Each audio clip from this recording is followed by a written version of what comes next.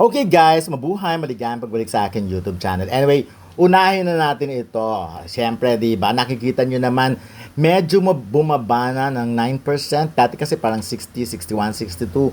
Umabot ng ganon, di ba, ang percentage na nakuha ng boto ni Paolo Avellino. And then, ngayon tumataas na nga si Ann Curtis, 15.8%, nasa 15% na. At nanawagan na rin si Ann sa kanyang mga fans.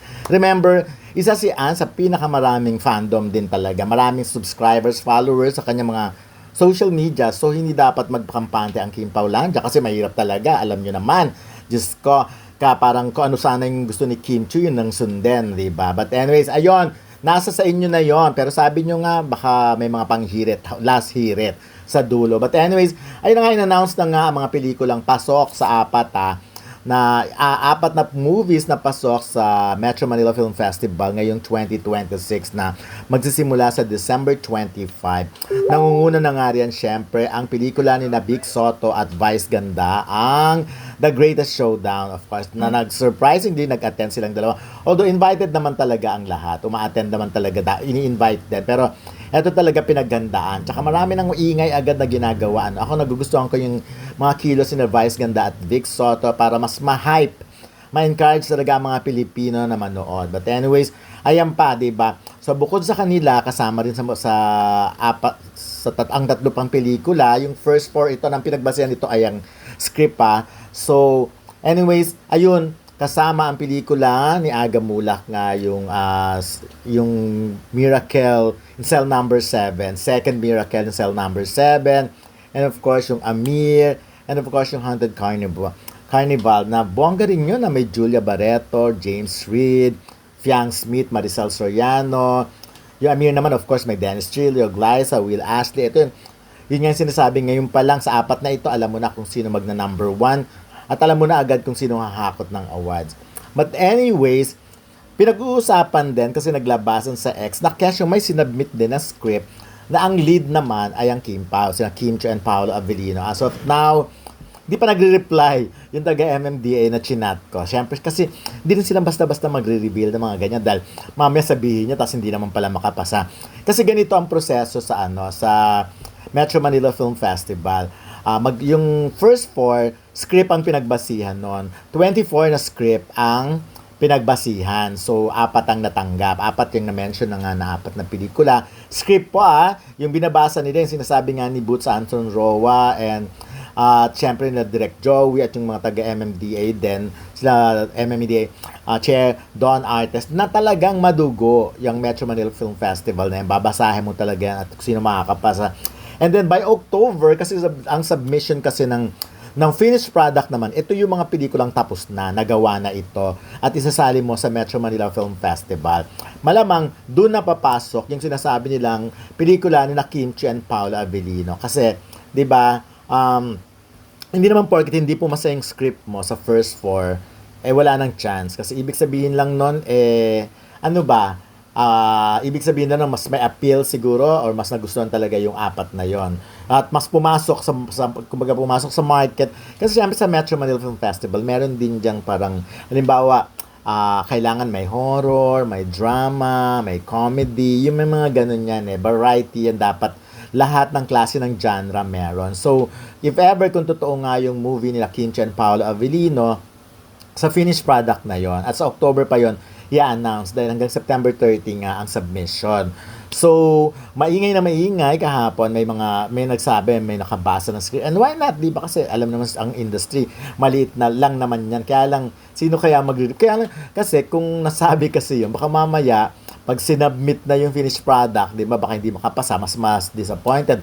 Although, maraming matutuwa, hopeful talaga ang lahat na makapasok yon. Depende rin kasi minsan kasi nga yun, yung finished product na yon, papanoorin uli. Malamang ang magsasubmit din doon, yung 20 pang scripts, gagawa rin sila. Pero yung iba kasi hindi na rin sumasali. Pag halimbawa hindi nakapasa yung script nila, hindi na sila gagawin ng pelikula. And then, what's up mga Dapper Cats? Magandang hapon po sa inyong lahat. Maraming salamat po sa MMDA, sa Metro Manila Film Festival at hahayaan niyo ulit kami na makapagpasaya ng mga manonood sa araw ng Pasko at sobrang excited po yung buong team namin dahil ito po talaga yung Pinakahihintay namin na may offer sa inyo ang collaboration namin ni Bossing Vic Soto at pinapangako po namin sa inyo na itong sa araw ng Pasko ay magbibigay talaga kami ng malalaking ngiti at halakhak sa mga buong pamilya ninyo. Pagtutulungan po namin ng buong team ng Greatest Showdown po yan. Maraming salamat po. And Bossing Vic Soto! What's up, madlang people? Nasabi na lahat ni Vice eh. Kaya, ang totoo niya, ninenervous kami kanina. Nag-uusap kami. Pag di tayo natama. Nag-uusap na kami, magsa-shopping na lang kami. At magmimerienda ng burger. Ganun pa man, maraming salamat sa MMDA, sa Metro Manila Film Festival. It's good to be back.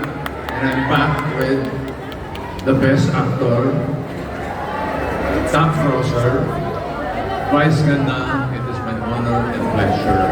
Maraming salamat po. We're very excited for this project. At ito po ihandog namin sa lahat ng mga manonood ng pelikulang Pilipino. Maraming salamat po. Thank you.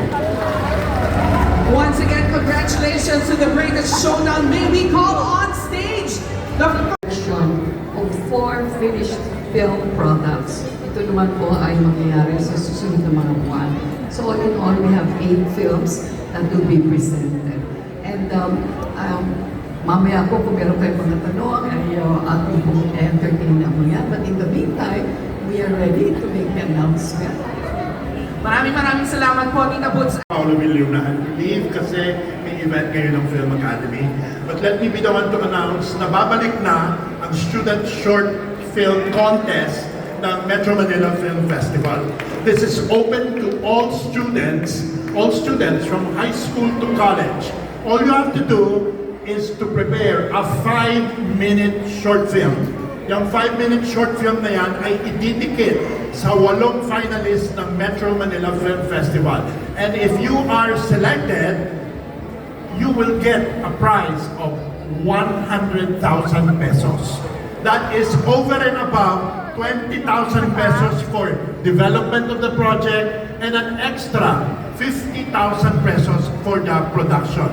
So, sa ating mga ina-expect na kinabukasan ng pelikulang Pilipino, ang ating mga batang filmmakers hindi lamang sa Maynila, kundi sa Bacolod, sa Cebu, sa Davao, all over the country.